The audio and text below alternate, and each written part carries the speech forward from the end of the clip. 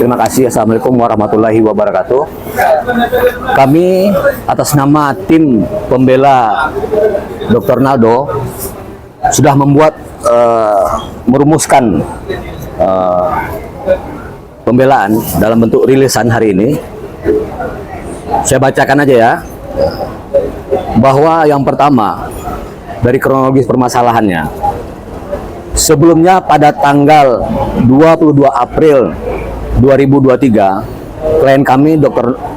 Arnaldo Eka Putra SPPD telah menyampaikan surat permohonan perlindungan hukum kepada Komisi 3 DPR RI yang pada pokoknya menjelaskan bahwa klien kami ditetapkan sebagai tersangka berdasarkan laporan polisi nomor LP-301-3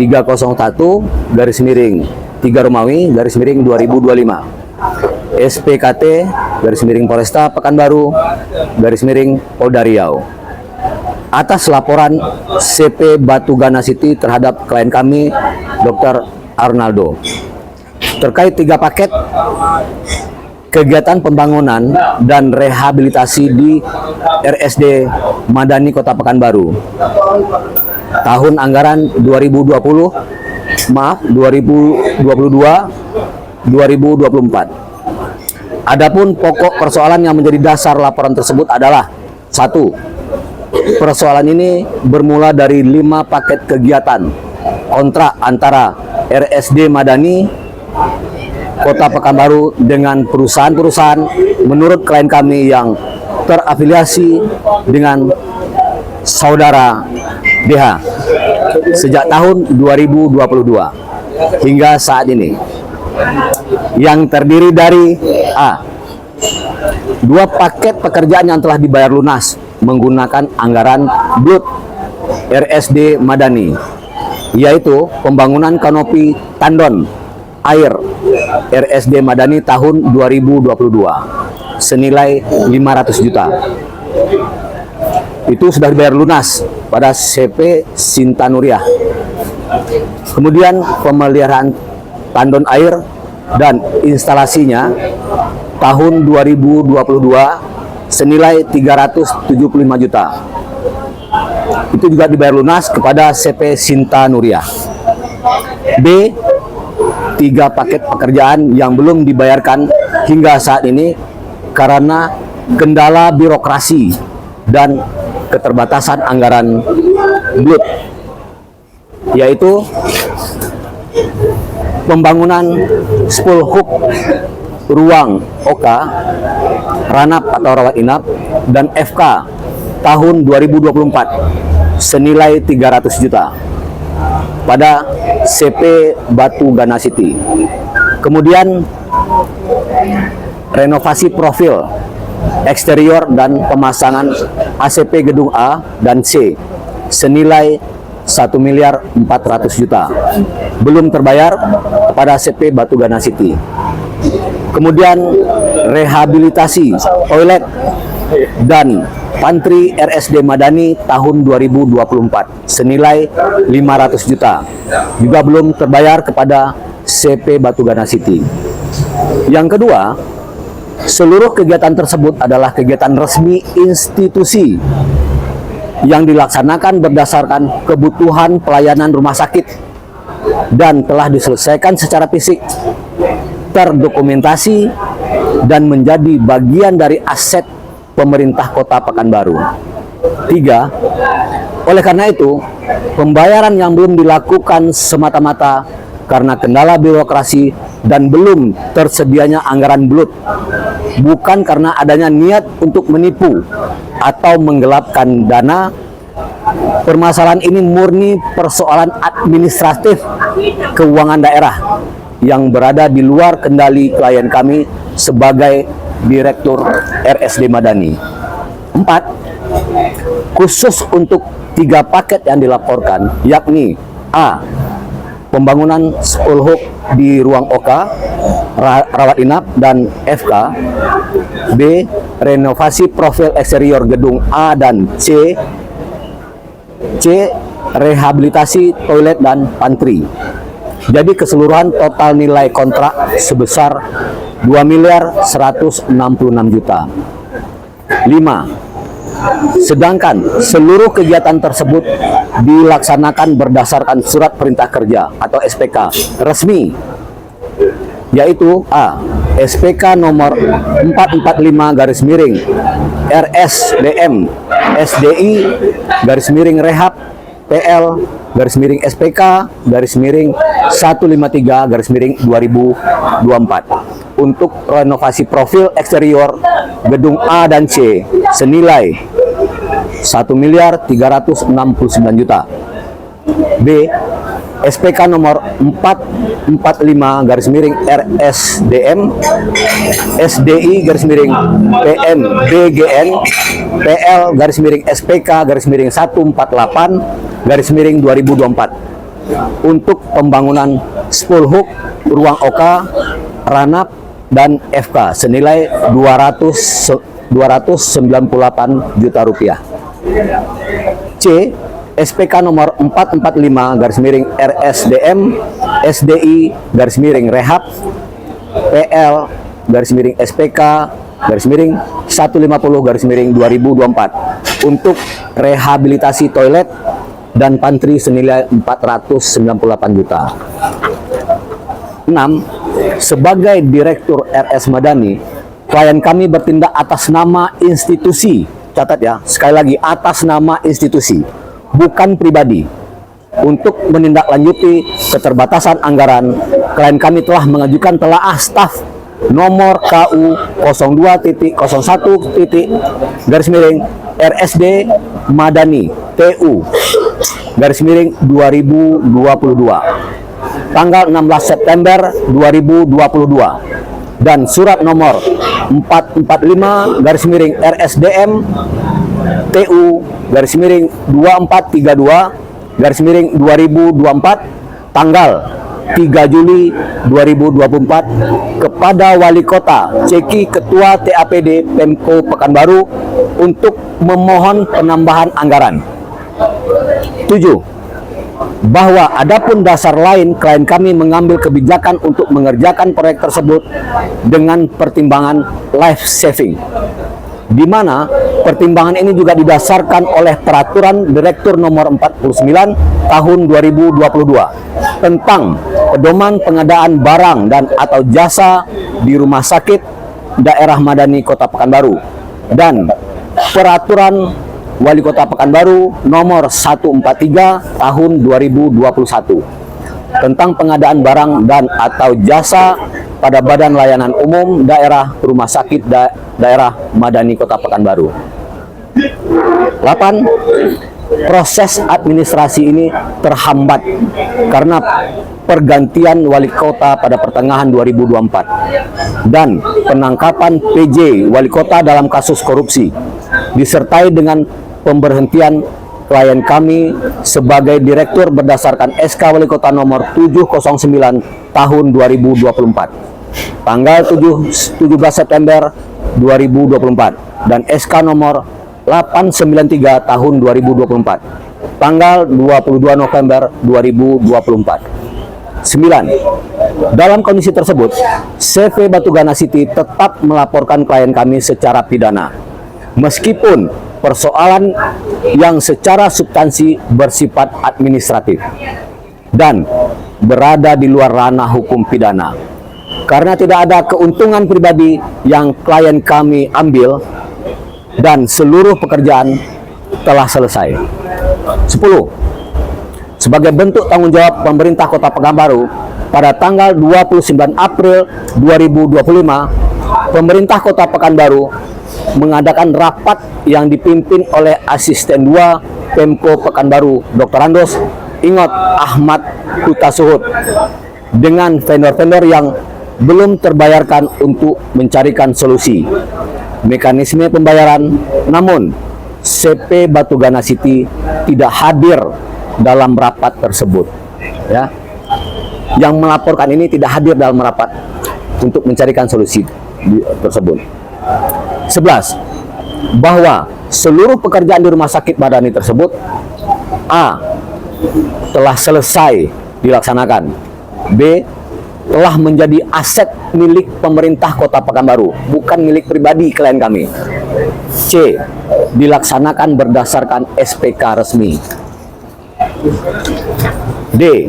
Hingga saat ini pembayarannya belum direalisasikan akibat kendala birokrasi dan belum tersedianya anggaran BLUT RSD Madani yang sepenuhnya berada di luar kendali klien kami. 12. Ironisnya, dalam situasi yang kompleks dan sepenuhnya bersifat administratif, klien kami justru dipidanakan dan ditahan atas tuduhan penipuan yang tidak berdasar secara hukum. Sebab A. Klien kami tidak pernah bertindak untuk kepentingan pribadi. B. Pekerjaan yang sudah selesai dan dapat dibuktikan secara fisik dan administrasi. C. Masalah ini seharusnya diselesaikan secara administratif dan atau perdata, bukan dibawa ke ranah pidana. 13. Bahwa terhadap persoalan hukum klien kami dengan pelapor saat ini, pelapor telah mengajukan gugatan perdata ke Pengadilan Negeri Pekanbaru dengan register perkara nomor 115-G-2025-PN Pekanbaru tertanggal 11 April 2025 yang pada pokoknya meminta penyelesaian pembayaran terhadap 3 proyek di RSD Madani Kota Pekanbaru. Bahwa hal ini membuktikan adanya keterkaitan dengan peraturan Mahkamah Agung atau Perma nomor 1 tahun 1956 mengatur tentang penangguhan pemeriksaan perkara pidana yang berkaitan dengan sengketa perdata yang belum diputus. Perma ini bertujuan untuk mengisi kekosongan hukum terkait prudensial gesil atau sengketa yang harus diselesaikan terlebih dahulu sebelum memutuskan perkara pidana. 2 Romawi, isu hukum yang pada saat ini P21 dan setelah tahap 2 pada Kejaksaan Negeri Pekanbaru. 1. Telah terjadi kriminalisasi kebijakan publik yang berpotensi melemahkan keberanian aparatur negara dalam mengambil kebijakan pelayanan publik. 2. Telah terjadi penyalahgunaan hukum pidana terhadap persoalan administratif dan politik anggaran daerah. 3. Telah terjadi kekeliruan dalam penerapan pasal 378 KUH pidana yang mensyaratkan adanya niat jahat dan penguasaan secara melawan hukum yang sama sekali tidak terpenuhi unsurnya dalam perkara ini. 3 Romawi, permohonan meminta kepada Komisi Kejaksaan RI, Komisi Yudisial RI, Komisi Pemberantasan Korupsi RI, dan Badan Pengawas Mahkamah Agung RI untuk dapat mengawal perkara ini dan jika perlu lakukan penyadapan seluruh komunikasi pengacara, jaksa, penuntut umum, dan hakim-hakim yang menangani perkara ini. Rilis kasus disampaikan juga kepada yang terhormat 1. Ketua Mahkamah Agung RI di Jakarta. 2. Jaksa Agung RI di Jakarta. 3. Jaksa Agung Muda Pengawasan di Jakarta. 4. Ketua Komisi Pemberantasan Korupsi di Jakarta. 5. Ketua Komisi Yudisial RI di Jakarta. 6. Kapolda Riau. 7. Kepala Kejaksaan Tinggi Riau. 8. Asisten Pidana Umum Kejaksaan Tinggi Riau. 9. Asisten Pengawasan Kejati Kejaksaan Tinggi Riau. 10. Ketua Pengadilan Negeri Pekanbaru. 11. Kepala Kejaksaan Negeri Pekanbaru. 12. Kapolresta Pekanbaru. Dengan kami selaku penasihat hukum tersangka Dr. Arnaldo, apa yang disangkakan kepada klien kami itu tidak tepat. Karena dalam unsur pasal 378 itu yang pertama itu adalah pelaku itu melakukan perbuatan dengan sadar dan bertujuan untuk melakukan penipuan. Nah, sementara apa yang disampaikan oleh rekan saya tadi, Pak Romi, pekerjaan ini sudah didasarkan atas 3 kontrak SPK yang telah dibuat. Nah, lebih tepatnya itu uang prestasi yang dilakukan oleh Dr. Arnaldo. Dr. Arnaldo ini merupakan Direktur RSUD Madani, itu adalah tanggung jawab Pemko. Nah, maka dari awal segala bentuk perbuatan dan apa yang dilakukan oleh Dr. Arnaldo ini adalah merupakan tanggung jawab dia sebagai direktur. Terima kasih. Ini masalah laporan terhadap klien kami Dr. Arnaldo gitu ya. Berkaitan dengan 378. Kita jangan bicara 378 dulu. Karena kita harus tentu dulu subjeknya siapa. Dokter klien kami ini dia adalah Direktur Tarif Blood Rumah Sakit Madani. Kita harus dulu subjeknya siapa. Blood, dia pimpinannya, dia pejabat di dalam Blood. Di dalam Blood itu ada berapa pejabat? Ada Kasih Kabak dan Bendahara. Ada yang lain-lain yang mengajukan. PPATK juga ada di situ. Kenapa 378 personality seseorang Arnaldo dilaporkan gitu? Harusnya kalau memang ada unsur 378 di situ, itu harusnya badannya, siapa badannya di situ? Itu Blood, itu bisnis layanan usaha daerah, bisnis layanan umum daerah, itu ada di rumah sakit. Ada jajaran yang ada di situ. Siapa subjeknya? Saya juga heran kok bisa ke PIDUM, pidana umum. Saya nggak ngerti juga kenapa penyidik ini mengarah ke situ 378. Apa dasarnya? Ada apa di balik situ? Ada apa? Kita harus jelaskan posisinya. Kalau memang ini Blood itu mereka para pejabat Blood bisa mengadakan RBA. Ada RBA, dia merancang rapat untuk apa? RBA? Rencana belanja anggaran untuk berikutnya. Dia ada yang mengajukan dari pejabat-pejabat yang di bawah direktur di situ, dan itu akan dieksekusi RBA itu, dan RBA di dalam perjalanan itu bisa dirubah, bisa direvisi. Itu haknya Blood. Beda loh Blood ini dengan badan usaha milik negara yang lain, badan usaha milik daerah, beda sistem pengelolaan. Ini diberi hak penuh oleh direktur Blood. Kita duduk lagi tadi, kita kembali lagi bicara tentang subjek, laporannya siapa. Ini yang harus duduk. Ya mungkin itu aja. Kita mungkin banyak pertanyaan-pertanyaan. Apakah ini memang pure ini pidana? Saya heran juga, kok bisa pidana umum? Kalau memang di situ bisnis usaha milik negara, harusnya ke wilayah tipikor, dan itu harus ada pemeriksaan dari BPKP ya harus ada dari BPKP yang menentukan ada kerugian negara di situ. Ini tidak. Jadi kita banyak pertanyaan-pertanyaan di sini. Kita apalagi kita analisa lagi perkaranya ini, apakah ada unsur yang lain atau ada yang terkait yang lain, kita lihat dulu. Mungkin itu aja menurut saya sedikit.